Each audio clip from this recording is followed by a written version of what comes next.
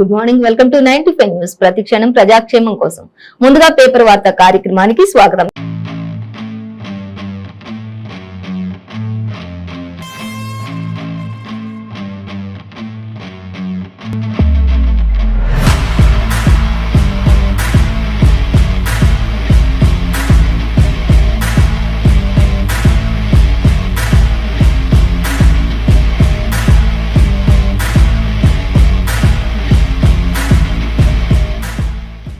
ఈ రోజు మన ముందు ఈనాడు, ఆంధ్రజ్యోతి, వెలుగు దినపత్రికలు ఉన్నాయి.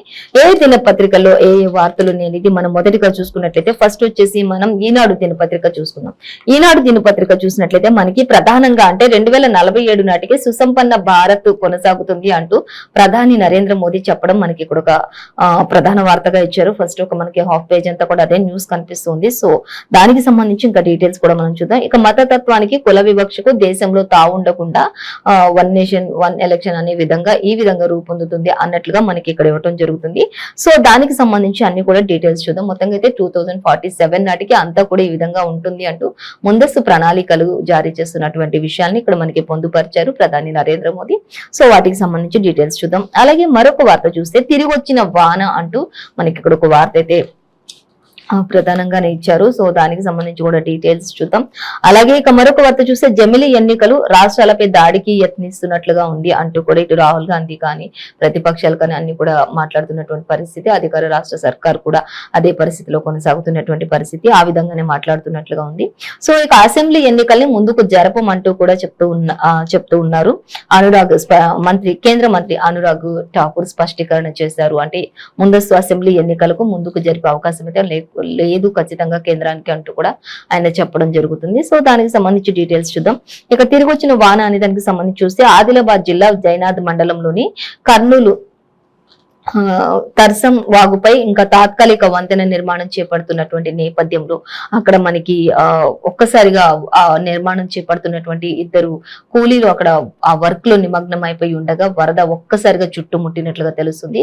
సో వారు ఆ వరదను కూడా చూసుకోకుండా వారి పనిలో వారు నిమగ్నమై ఉండగా ఒక్కసారిగా ఉధృతి కొట్టుకుని పోయేంత ఉధృతి అక్కడ రావడంతో చాలా భయాందోళనకు గురయ్యారు. మొదట తాళ్ల సాయంతో వాళ్ళని బయటకి తీసుకురావడానికి ప్రయత్నించినప్పటికీ ఆ ప్రయత్నాలన్నీ కూడా విఫలమైపోయాయి.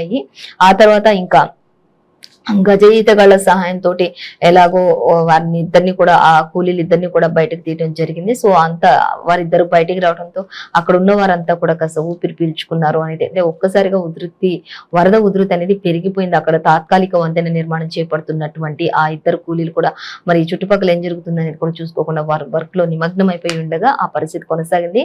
అప్పటికి వారిని బయటకు తీసుకురావడానికి సకల ప్రయత్నాలు చేసినప్పటికీ కుదరలేదు. సో మొత్తంగా అయితే గజయితగాళ్ల సాయంతో మొత్తంగా వాళ్ళకి ఎలాంటి ప్రాణ నష్టం జరగకుండా ఇద్దరిని కూడా బయటకు తీసుకురావడంతో కాస్త అక్కడ అంతా కూడా ఊపిరి పీల్చుకున్నట్లుగా తెలుస్తుంది అనేది మనకి క్లియర్ గా మెన్షన్ చేశారు. సో అలాగే ఇక మరొక వార్త మనం చూసినట్లయితే ప్రేమోన్మాది ఘాతుకం అంటూ మనకి ఇక్కడ ఇవ్వడం జరిగింది. యువతి ఆమె సోదరుడిపై కత్తితో దాడి చేసినటువంటి ఘటన, సోదరుడు మృతి, యువతికి తీవ్ర గాయాలైనటువంటి ఘటన హైదరాబాద్ లోని ఎల్బీ నగర్ లో దారుణం చోటు చేసుకుంది అనేది కూడా మనం ఆల్రెడీ దీనికి సంబంధించి డీటెయిల్స్ చూద్దాం. ఇంకా చూసినట్లయితే వడపోసారు, సీల్ వేశారు అంటూ మనకి ఇక్కడ ఇస్తున్నారు. ఇక దడ పుట్టిస్తున్న ధరలు అంటూ కూడా కొన్ని నిత్యావసరాలు 50% పెరుగుతున్నాయి అనేది కూడా ఇచ్చారు. ఇప్పుడు మనకి ఏ నిత్యావసరాలు ఏంటి అనేది కూడా డీటెయిల్స్ గా చూద్దాం. ఇక డ్రై రన్ విజయవంతమైంది అంటూ మనకి ఇక్కడ అంటే వార్లపూర్ సంబంధించి పంప్ హౌస్ లో డ్రై రన్ చేసినటువంటి మొదటి యూనిట్ అది సక్సెస్ అయింది అనేది మనకి ఇక్కడ ఇవ్వడం జరుగుతుంది మోటార్లకు సంబంధించి. సో అవి కూడా మనం డీటెయిల్స్ చూద్దాం. అయితే ఇక్కడ ప్రేమోన్మాది ఘాతకం అనే దానికి సంబంధించి చూసి యువతి ఆమె సోదరుడిపై ఎల్బీ నగర్ లో నివసిస్తున్నటువంటి అక్క తమ్ముళ్ళు కావచ్చు, ఇద్దరు కూడా ఒకే రూమ్ లో ఉంటూ అక్కడ చదువుకుంటున్నారు. ఆ యువతి కూడా హోమియోపతి డాక్టర్ గా మెడిసిన్ చదువుతున్నట్లుగా మరి మనం గమనించవచ్చు. సో అయితే ఇద్దరు కూడా ఒక రూమ్ లో ఉన్నప్పుడు దుండగుడు మరి కత్తితో మరి ఆ రూమ్ లోకి ప్రవేశించి ఫస్ట్ మరి చింటూ అనే వ్యక్తిని అంటే ఆమె సోదరుడిని ఎల్బీ నగర్ లో ఉన్నటువంటి ఇంట్లోకి చూడబడి విచక్షణ రహితంగా ఆమె సోదరుడిపై దాడి చేస్తుంటే అడ్డుపోయినటువంటి అక్క సంగవిని కూడా మరి దాడి చేస్తుంటే ఆమె అరుపులకి చుట్టుపక్కల వారు రావటంతో కాస్త ఆమె దుండగుడిని పట్టుకుని వెంటనే ఒక రూమ్ లో బంధించేశారు. హుటాహుటిన వాళ్ళిద్దరిని కూడా హాస్పిటల్ కి తరలించారు. తరలించినప్పుడు ఇంకా చికిత్స పొందుతూ సోదరుడు మృతి చెందాడు. ఇంకా తన పరిస్థితి కూడా విషమంగానే ఉంది అనేది తెలుస్తుంది. ఇంకా దుండగుడిని మాత్రం పోలీసులకు అప్పగించారు అనేది కూడా మనకి క్లియర్ గా మెన్షన్ చేశారు. సో మరిన్ని డీటెయిల్స్ ఇక ప్రేమ పేరిట వేధింపులే ఈ యొక్క ఘటనకు గల కారణం అని కూడా మనకి తెలుస్తూ ఉంది. సో ఇంకా దీనికి సంబంధించిన మరిన్ని డీటెయిల్స్ సెకండ్ పేజీలో మనం గమనించవచ్చు. అలాగే ఇక సుసంపన్న 2047 నాటికి సుసంపన్న భారత్ అనేది మనం ఈనాడు దినపత్రికలో చూసినట్లయితే మనకి ప్రధాని నరేంద్ర మోదీ చెప్తూ ఉన్నారు, అవినీతి పూర్తిగా అంతమవుతుంది, మతతత్వానికి కుల వివక్షకు దేశంలో ఇంకా తావు ఉండదు అంటూ కూడా ప్రధాని నరేంద్ర మోదీ చెప్పడం జరుగుతుంది. అలాగే అవినీతి పూర్తిగా అంతమవుతుంది, అభివృద్ధిలో ప్రపంచానికే మనం మార్గదర్శిగా ఉండబోతాం అప్పటి వరకు అంటూ కూడా చెప్పడం జరుగుతుంది. అలాగే ఇంకా చూసినట్లయితే రాష్ట్రాలు ఆర్థిక క్రమశిక్షణ పాటించాల్సిన అవసరం ఉంది అంటూ కూడా చెప్తున్నారు. అలాగే విచ్చలవిడిగా ఉచితాలు సరికాదు, విచ్చలవిడిగా ప్రతిదీ ఉచితంగా ఇవ్వటం కూడా సరికాదు, రాష్ట్రాలన్నీ కూడా క్రమశిక్షణ అలవర్చుకోవాల్సిన బాధ్యత ఉంది అంటూ కూడా రాష్ట్రాలను ఉద్దేశించి కూడా ఆయన చెప్పడం జరుగుతుంది. ప్రతిదీ ఉచితంగా కూడా ఇవ్వడం సరికాదు, అన్నిటికీ ఒక లిమిట్ అనేది ప్రవేశపెట్టాలి, లిమిట్ అనేది మెయింటైన్ చేయాలి అంటూ కూడా ప్రధాని నరేంద్ర మోదీ రాష్ట్రాలను ఉద్దేశించి కూడా హెచ్చరికలు జారీ చేసినటువంటి పరిస్థితి ఇక్కడ మనం చూడొచ్చు. అలాగే G20 సదస్సు నేపథ్యంలో PTI వార్తా సంస్థకు ఇచ్చినటువంటి ఇంటర్వ్యూలో ప్రధాని మోదీ అనేక విషయాలను షేర్ చేసుకున్నారు. ఇంకా ఎలా ఉండాలి, ఈ రాష్ట్రాల మంత్రులు ఏ విధంగా ఉండాలి, ముందుకు ఏ విధంగా వెళ్ళాలి, ఇంకా రానున్న రోజుల్లో ఏ విధమైనటువంటి అభివృద్ధి పనులను చేపట్టాలి, ఇలాంటి విషయాలన్నిటిని కూడా ఇక్కడ మనతో షేర్ చేసుకున్నారు. ఆర్థిక క్రమశిక్షణ పాటించాలి అంటూ కూడా పలు రాష్ట్రాలకు సూచించారు ప్రధాని నరేంద్ర మోదీ.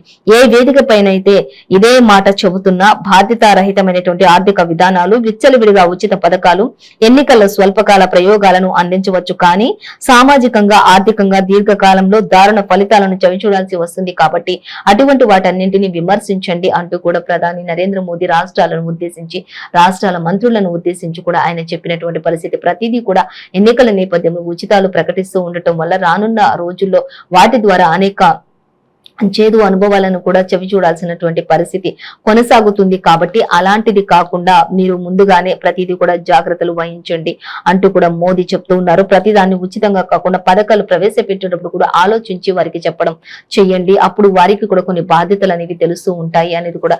ప్రతిదాన్ని ఉచితంగా ప్రవేశపెట్టడం, ఉచితంగా అందించడం కూడా, అభివృద్ధి పథకాలు చేయటం కూడా మంచిది కాదు అన్నట్లుగా కూడా ఆయన చెప్పడం జరుగుతుంది. అలాగే ఇంకా ఫలితాలు పేదలపైనే ఎక్కువగా ప్రభావం చూపుతాయి అంటూ కూడా చెప్తున్నారు. ఇంకా దీర్ఘకాలంగా దారుణ ఫలితాలను చూడాల్సి వస్తే కనుక అది ఎక్కువగా బీదవారు ఎవరైతే ఉంటారో వారిపైన ఎక్కువగా ప్రభావం చూపుతుంది. కాబట్టి వారు కూడా ముందుగానే ఒక లెవెల్ అనేది మెయింటైన్ చేసుకుంటూ వచ్చినట్లయితే అన్నిటి మీద వారు ఆధారపడకుండా వారి స్వశక్తి మీద కూడా కొంత ఆధారపడుతూ ఉంటారు అనేది మాత్రం ప్రధాని నరేంద్ర మోదీ ఇక్కడ మనకి చెప్తూ ఉన్నారు. సో వాటికి సంబంధించి ఇంకా డీటెయిల్స్ కూడా మనకి సెకండ్ పేజీలో ఇచ్చారు. మొత్తానికైతే ఒక మతతత్వం, కుల వివక్ష అనేవి దేశంలో వేటికి కూడా తావుండకుండా పోతుంది. ఇంకా రానున్న అంటే 2047 వరకు ఇలాంటి రాష్ట్రాలు, ఇలాంటి దేశం కొనసాగుతుంది మన మధ్యలో భారత్ అంటూ కూడా ఆయన చెప్పడం జరుగుతుంది. సో అలాగే ఇంకా చూసినట్లయితే అసెంబ్లీ ఎన్నికల్ని ముందుకు జరపమంటూ కూడా గడువు ప్రకారమే అవి జరుగుతాయి అంటూ కూడా సార్వత్రిక ఎన్నికలతో కలపమంటూ కూడా చెప్తూ ఉన్నారు. ఇంకా అలాగే కేంద్ర మంత్రి అనురాగ్ ఈ విషయాన్ని స్పష్టీకరణ చేశారు అనేది కూడా మనకి క్లియర్ గా మెన్షన్ చేశారు. ఇంకా అలాగే ముందస్తు ఎన్నికలకు వెళ్లే ఆలోచన అయితే ఏ మాత్రం కూడా లేదు అంటూ కూడా కేంద్ర ప్రభుత్వానికి లేదని కేంద్ర సమాచార ప్రసార శాఖ మంత్రి అనురాగ్ ఠాకూర్ స్పష్టంగా వివరించేశారు. ఖచ్చితంగా అసెంబ్లీ ఎన్నికల్ని ముందుకు జరిపే ఆలోచన అయితే కేంద్ర ప్రభుత్వానికి ఎట్టి పరిస్థితుల్లో లేదు అంటూ ఆయన ఎంతో స్పష్టంగా చెప్పడం జరిగింది. కాబట్టి ఇంకా దీని గురించి ఆలోచించాల్సిన అవసరం లేదు అనేది కూడా మనకి క్లియర్ గా మెన్షన్ చేశారు. సో అలాగే ఇంకా జమిలీ ఎన్నికలు రాష్ట్రాలపై దాడి అనే దానికి సంబంధించి ఒక స్మాల్ హెడ్లైన్ మాత్రం ఇక్కడ మనకి ప్రస్తావించారు.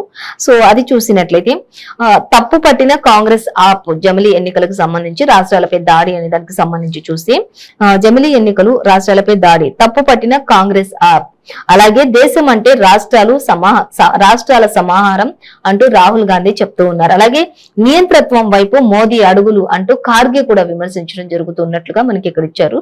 సో అయితే డీటెయిల్స్ మాత్రం మనకి 13th పేజీలో ఇచ్చారు. దీనిపై మొత్తం కూడా. అలాగే ఇంకా తిరిగి వచ్చిన వాన అనేది చూసినట్లయితే దాదాపుగా నెల తర్వాత రాష్ట్రంలో విస్తారంగా వర్షాలు కురిసే అవకాశం ఉంది. ఇప్పటికే మహబూబ్ నగర్, ముసాపేట ఇలాంటి జిల్లాల్లో అంతా కూడా, వనపర్తి జిల్లా, అలాగే సూర్యాపేట ఇలాంటి జిల్లాలో మొత్తం కూడా ఎక్కువగా విపరీతమైనటువంటి వర్షం కురిసి నమోదైంది అంటూ కూడా చెప్తున్నారు. కొన్ని చోట్ల ఉరుములు మెరుపులతో కూడినటువంటి భారీ వర్షాలు కూడా నమోదయ్యాయి. అంటే జూలై మంత్ ఎండింగ్ లో కురవాల్సినటువంటి కురిసిన వర్షం ఆ తర్వాత మళ్ళీ వర్షాలు ఏమి పడలేదు కాబట్టి కొస్త ఆ వర్షాలు పడకపోవడంతో ఉష్ణోగ్రతలు కూడా విపరీతంగా పెరిగిపోయి ఇటు రైతులు కూడా వర్షాలనేవి లేక వారు కూడా ఇబ్బంది పడినటువంటి పరిస్థితి. ఉష్ణోగ్రతలు పెరగడం వల్ల సామాన్య ప్రజలు అందరూ కూడా, చాలా పబ్లిక్ అంతా కూడా ఇబ్బందులు పడినటువంటి పరిస్థితి కొనసాగింది. సో అలాంటి పరిస్థితిలో మళ్ళీ ఇప్పుడు కురుస్తున్నటువంటి ఈ వర్షాలకు కాస్త ఉపశమనం లభించింది అనుకోవచ్చు. ఇంకా రైతులు కూడా కాస్త వారి కళ్ళల్లో ఆనందం కనిపించింది అనుకోవచ్చు. సో ఇంకా వర్షాలతోటి కాస్త మరి అందరు కూడా సేద తీరారు అనేది ఇంకా తెలుస్తుంది. అయితే భారీ నుంచి అతి భారీ వర్షాలు కూడా కురిసే అవకాశం ఉంటుంది కాబట్టి ఆరెంజ్ అలర్ట్ ను కూడా జారీ చేసినట్లుగా తెలుస్తుంది. అధికారులు కూడా ఎప్పటికప్పుడు ప్రతి చోట కూడా ముందుగా లోతట్టు ప్రాంతాల ప్రజలందరి దగ్గర కూడా అప్రమత్తంగా ఉండాల్సిన అవసరం ఎంతైనా ఉంది అంటూ కూడా ప్రతి ఒక్కరిని కూడా ఆరెంజ్ అలర్ట్ జారీ చేసి అన్ని చోట్ల కూడా తగిన చర్యలు తీసుకుంటూ, తగిన జాగ్రత్తలు తీసుకుంటూ ముందస్తు చర్యలు చేపట్టే విధంగా ఎక్కడ కూడా ఎటువంటి ప్రాణ నష్టం జరగకుండా, ఆస్తి నష్టం జరగకుండా కూడా అధికారులను అప్రమత్తం చేసినటువంటి రాష్ట్ర సర్కార్ అంటూ కూడా మనకి క్లియర్ గా మెన్షన్ చేశారు. సో అలాగే ఇంకా దాదాపు నెల తర్వాత ఈ వర్షాలు కురుస్తుండటంతో కాస్త అందరూ కూడా సంతోషం వ్యక్తం చేసినటువంటి పరిస్థితి అయితే ప్రస్తుతానికి కొనసాగుతుంది. అంటే వేడి తట్టుకు ఉష్ణోగ్రతలు పెరగడం, ఇటు రైతులు కూడా చాలా ఇబ్బందులు పడడంతో ఒక్కసారిగా వర్షాల ప్రభావంతో కాస్త ఆనందం, మళ్ళీ తిరిగి వచ్చిన వాన అంటూ కొంత ఆనందం వ్యక్తం చేస్తున్నటువంటి పరిస్థితి అయితే ప్రస్తుతానికి కొనసాగుతుంది. సో ఇంకా వాటి ద్వారా ఎటువంటి ఇబ్బందులు కలగకుండా జాగ్రత్తలు తీసుకోవడానికి ఆరెంజ్ హెచ్చరికలు కూడా ప్రభుత్వం జారీ చేసినట్లుగా తెలుస్తుంది. సో మరొక వార్త చూసినట్లయితే ఇంకా వడపోశారు, సీల్ వేశారు అనేది మనకు ఒక వార్త ఇచ్చారు ఇక్కడ. సో దానికి సంబంధించి చూస్తే కాంగ్రెస్ అసెంబ్లీ అభ్యర్థుల ప్రాథమిక జాబితా ఖరారైంది అంటూ కూడా తెలుస్తుంది. అభ్యర్థుల జాబితాను మాత్రం ఖచ్చితంగా అధిష్టానమే ప్రకటిస్తుంది అంటూ కూడా టిపిసిసి చీఫ్ రేవంత్ రెడ్డి కూడా చెప్పడం జరుగుతుంది. ఖచ్చితంగా అధిష్టానం ఎవరైతే అభ్యర్థులను పేరు ఖరారు చేస్తారో వాళ్ళే ఉంటారు అంటూ కూడా చెప్తూ ఉన్నారు. అలాగే ఒక్కో నియోజకవర్గానికి 1 నుంచి 4 పేర్లు సూచించినటువంటి పిఈసి అంటూ కూడా మనకి ఇవ్వడం జరుగుతుంది. ఇక నేటి నుంచి 3 రోజులు స్క్రీనింగ్ కమిటీ సమావేశాలు ఉంటాయి. వారి సమక్షంలోనే ఈ 3 రోజులు కూడా దానికి సంబంధించినటువంటి అధికారులందరూ కూడా ఇక్కడే ఉంటారు అనేది కూడా మనకి క్లియర్ గా మెన్షన్ చేశారు. సో ఇక మరిన్ని డీటెయిల్స్ అయితే మనకి సెకండ్ పేజీలో ఇచ్చారు. మొత్తం అయితే కాంగ్రెస్ అసెంబ్లీ అభ్యర్థుల ప్రాథమిక జాబితా ఖరారైపోయింది. అన్ని విషయాలను అధిష్టానం నిర్ణయానికి ప్రతి ఒక్కరు కూడా కట్టుబడి ఉంటాము అంటూ కూడా చెప్పడం జరుగుతున్నట్లుగా మనకి ఇక్కడ క్లియర్ గా మెన్షన్ చేశారు. సో అలాగే మరొక వార్త చూసినట్లయితే ఇక డ్రై రన్ విజయవంతం అంటూ ఇచ్చారు. మనకి నార్లాపూర్ పంప్ హౌస్ లోని డ్రై రన్ అనేది విజయవంతమైంది అనేది మనకి క్లియర్ గా ఇచ్చారు. ఎక్కువగా అయితే మనకి వార్త ప్రస్తావించలేదు, కానీ జస్ట్ స్మాల్ హెడ్ లైన్ గా మాత్రం ఇక్కడ ప్రస్తావించారు. మిగతా డీటెయిల్స్ అన్ని కూడా మనకి సెకండ్ లో ఇచ్చినట్లుగా గమనించవచ్చు. మొత్తం అయితే నార్లాపూర్ పంప్ హౌస్ లోని డ్రై రన్ చేసినటువంటి మొదటి యూనిట్ పై మోటారు సక్సెస్ అయింది అనే దానికి సంబంధించి ఇచ్చారు. అలాగే మరొక వార్త చూద్దాం. ఇక దడ పుట్టిస్తున్న ధరలు అంటూ ఇచ్చారు. కొన్ని నిత్యావసరాలు 50% పెరుగుదల, అంటే సగానికి సగం పెరిగిపోయే అవకాశాలు ఉన్నాయి అనేది మనకి క్లియర్ కట్ గా ఇచ్చారు. వేసవిలో అకాల వర్షాలతో పంట దిగుబడులపై ప్రభావం, ఇవన్నిటికి సంబంధించి మనకి ఈ దిగుబడులకు సంబంధించి పెరుగుదలలు కొనసాగుతున్నాయంటూ ఇచ్చారు. ఇక బియ్యం బస్తా మరింత బరువయ్యే అవకాశం ఉండొచ్చు. ఇప్పటికే 1500 నుంచి 2000 లోపు ఉంటున్నటువంటి బియ్యం బస్తాలు మరింత భారం పెరిగి మరింత రేట్లు పెరిగే అవకాశాలు ఉంటాయి అనేది అయితే మనకి క్లియర్ గా ఇక్కడ మనకి ఇవ్వడం జరుగుతుంది. సో మరిన్ని డీటెయిల్స్ కూడా మనకి సెకండ్ ఆర్ థర్డ్ పేజ్ లో కూడా ఇచ్చారు, చూడొచ్చు, గమనించవచ్చు. అయితే ప్రతి ఒక్క దాని మీద కూడా అంటే నిత్యావసరాలు మనకి ఉప్పులు, పప్పులు ఏవైతే ఉంటాయో ప్రతిరోజు మానవుడికి కావాల్సినటువంటి రైస్ కావచ్చు, రైస్ దగ్గర నుంచి పప్పులు కావచ్చు, ఆయిల్, ఇలాంటివన్నిటికి సంబంధించి నిత్యావసరాలకు సంబంధించి ఒక 50% అంటే 50% వరకు కూడా పెరుగుతాయి. అంటే సగానికి సగం పెరుగుతాయి అనేది మనకి క్లియర్ గా అర్థమవుతూ ఉంది. సో అలాగే ఇంకా మరొక వార్త చూద్దాం. ఇక తెలంగాణలో 80,000 కోట్లతో రైల్వే ప్రాజెక్టులు అంటూ మరి కేంద్ర మంత్రి కిషన్ రెడ్డి ప్రస్తావిస్తున్నారు. సో చూద్దాం. 33 జిల్లాలకు 1,00,000 జనాభా ఉన్నటువంటి పట్టణాలకు రైల్వేస్ ఉంటాయి అంటూ చెప్తున్నారు. అనుసంధానం రైల్వే ట్రాక్స్ వచ్చే విధంగా అక్కడ రైల్వేని ఏర్పాటు చేసే విధంగా అదే లక్ష్యంగా ముందుకు సాగుతున్నాం అంటూ కూడా కేంద్ర మంత్రి కిషన్ రెడ్డి చెప్తూ ఉన్నారు. 33 జిల్లాలకు 1,00,000 జనాభా ఉన్న పట్టణాలు ఏవైతే ఉంటాయో వాటికి రైల్వే అనుసంధానంగా అదే లక్ష్యంగా ముందుకు వెళ్తూ ఉన్నాం అంటూ చెప్తున్నారు. అలాగే అలాగే చూసుకున్నట్లయితే 12,408 కోట్ల రీజనల్ రింగ్ రోడ్ లో తెలంగాణ అభివృద్ధిలో గేమ్ చేంజర్ ఉంది అంటూ చెప్తున్నారు. అలాగే 5,706 కోట్లతో ఆదిలాబాద్ అండ్ నిర్మల్, ఆర్మూర్, పటాన్చేర్ అలాగే ప్రాజెక్టులు అంతా కూడా కేంద్ర మంత్రి కిషన్ రెడ్డి ప్రాజెక్టులు చేపడతామంటూ కూడా కేంద్ర మంత్రి కిషన్ రెడ్డి ప్రకటించడం జరుగుతుంది. అయితే ఇవన్నిటికి సంబంధించి మాత్రం 11th పేజీలో మనకి డీటెయిల్స్ ఇచ్చారు. మెయిన్ ఏమేం జరుగుతాయి అనేది చూస్తే 33 జిల్లాలకు 1,00,000 జనాభా ఉండే వాటి దగ్గర రైల్వే ఈ పట్టణాలు ఏవైతే ఉంటాయో వాటికి రైల్వే అనుసంధానంగా లక్ష్యంగా ముందుకు వెళ్తాం. ఆ తర్వాత 12,408 కోట్లతోటి రీజనల్ రింగ్ రోడ్డు రైల్ ఉంటుంది అంటూ తెలంగాణకు సంబంధించి చెప్తున్నారు. అలాగే అభివృద్ధిలో గేమ్ చేంజర్ ఉంటుంది అంటూ చెప్తున్నారు. 5,706 కోట్లతో ఆదిలాబాద్ అలాగే నిర్మల్, ఆర్మూర్, పటాన్చేర్ ప్రాజెక్టులు కేంద్ర మంత్రి కిషన్ రెడ్డి ఇవన్నిటికి సంబంధించిన డీటెయిల్స్ అన్ని కూడా మనకి 11th పేజీలో పొందుపరిచినట్లుగా చూడొచ్చు. అలాగే రోగుల వేదన తీర్చే ఆలన అంటూ మనకి ఇక్కడ ఇచ్చారు. చూద్దాం. నగరంలో 2 చోట్ల చూస్తే 2 చోట్ల పాలిటివ్ కేర్ ఉన్నాయి. అలాగే ప్రభుత్వ ఆధ్వర్యంలో ఉచితంగా అవసరమైతే ఇంటికే వచ్చి సేవలు కూడా అందించే విధంగా కొంతమంది రోగులకు అందిస్తున్నటువంటి చికిత్సలు, రోగుల ఆవేదన తీర్చేటటువంటి ఆలన ఇలాంటి వాటికి సంబంధించి అయితే మనకి ఇక్కడ ఇచ్చారు. కానీ ఆ సేవలు ఎవరు, ఏంటి, ఎక్కడ అందిస్తున్నారు అనే దానికి సంబంధించి డీటెయిల్స్ అయితే మనకి 2nd పేజీలో ఇచ్చారు. గమనించవచ్చు. మెయిన్ అంటే మనకి ప్రధానంగా ఒక స్మాల్ హెడ్లైన్ గా మాత్రం ప్రస్తావించారు ఈనాడు దినపత్రికలు. సో అలాగే మరొక వార్తాపత్రిక చూసినట్లయితే వెలుగు దినపత్రిక చూద్దాం. వెలుగు దినపత్రిక చూసినట్లయితే మనకి ఫస్ట్ కిడ్నీలు పోతున్నాయి, ప్రతి 10 మందిలో ఒకరికి ప్రాబ్లం వస్తుంది అనేది ఒక ప్రధాన వార్తగా మనకి ఇక్కడ ఇవ్వడం జరుగుతుంది. సో చూసినట్లయితే డీటెయిల్స్ చూద్దాం. అలాగే బాధ్యత లేని ఆర్థిక పాలసీలతోటి నష్టమే జరుగుతుంది అంటూ ప్రధాని నరేంద్ర మోదీ మనకి ఇంతకు ముందు చూసుకుని ఈనాడు దినపత్రికలో అలాగే సెమీ గా ఇచ్చారు. సో అవి కూడా మనం డీటెయిల్స్ చూద్దాం. ఇంకా అలాగే ఆదిత్య L1 కి సంబంధించి కక్ష పెంపు అంటూ ఇచ్చారు. సో సూర్యుని తాకడానికి కూడా మరి ఇస్రో శాస్త్రవేత్తలు మరి రోవర్ మనకి చంద్రయాన్ 3 సక్సెస్ తోటి మళ్ళీ ఇప్పుడు ఇది ఆదిత్య L1 కక్షకు సంబంధించి కూడా మనకి వేరొక ప్రయోగం కూడా సూర్యుని చేరుకునే ప్రయోగాలు కూడా చేస్తున్నారు. సో అది కూడా దానికి సంబంధించి కూడా మనం డీటెయిల్స్ చూద్దాం. అలాగే ఇంకా చూసినట్లయితే ఇంకా బాధ్యత లేని ఆర్థిక పాలసీలతోటి నష్టం జరుగుతుంది అంటూ ప్రధాని నరేంద్ర మోదీ చెప్తున్నారు. ఏం చెప్తున్నారు అనేది కూడా మనం డీటెయిల్ గా చూద్దాం. అలాగే ఇక్కడ మనకు చూస్తే కిడ్నీ కోసం ఎదురు చూస్తున్న వాళ్ళ సంఖ్య చూసినట్లయితే కిడ్నీలు ఫెయిల్ అయిపోయి ఎవరైనా కిడ్నీ దాతలు ఉంటారా అని ఎదురు చూసే వాళ్ళ సంఖ్య చూసుకుంటే 6,374 మంది ఒక రోజుకి మంది ఎదురు చూస్తూ ఉన్నారు అనే దానికి సంబంధించి చూడొచ్చు. కిడ్నీలు విపరీతంగా ఫెయిల్ అయిపోతూ ఉన్నాయి అందరికీ కూడా. ఈ ప్రాబ్లం ఎక్కడ స్టార్ట్ అవుతుంది ఏంటి అనేది చూస్తే ప్రతి 10 మందిలో కూడా ఒకరికి ఖచ్చితంగా కిడ్నీ ప్రాబ్లం ఉంటుంది అనేది అయితే మనకి ఇచ్చారు. రాష్ట్రంలో రోజు రోజుకి ఇవి పెరిగిపోతున్నటువంటి బాధితుల సంఖ్య అనేది కూడా మనకి ఇవ్వడం జరుగుతుంది. సో అయితే డీటెయిల్స్ చూద్దాం. ఇక 1 నేషన్ 1 ఎలక్షన్ రాష్ట్రాలపై దాడే కదా ఇది అంటూ రాహుల్ గాంధీ కూడా చెప్తున్నారు. 1 నేషన్ 1 ఎలక్షన్ అంటే ఇది రాష్ట్రాలపై దాడి చేస్తున్నట్లుగా ఉంది అంటూ కూడా రాహుల్ గాంధీ ఎద్దేవా చేస్తున్నారు. అలాగే ఇండియా సమైక్య స్ఫూర్తిని దెబ్బతీస్తున్న బీజేపీ అంటూ రాహుల్ గాంధీ మరి తీవ్రంగా ఫైర్ అవుతూ ఉన్నారు. ఇక జమిలీ కమిటీ పైన అనుమానాలు ఉన్నాయని కూడా ఆయన కామెంట్ చేస్తూ ఉన్నారు. ఈ జమిలీ కమిటీ అనేది ఎందుకు ఏర్పాటు చేస్తున్నారు ఇంత సడన్ గా మీరు? 1 నేషన్ 1 ఎలక్షన్ ఏంటి?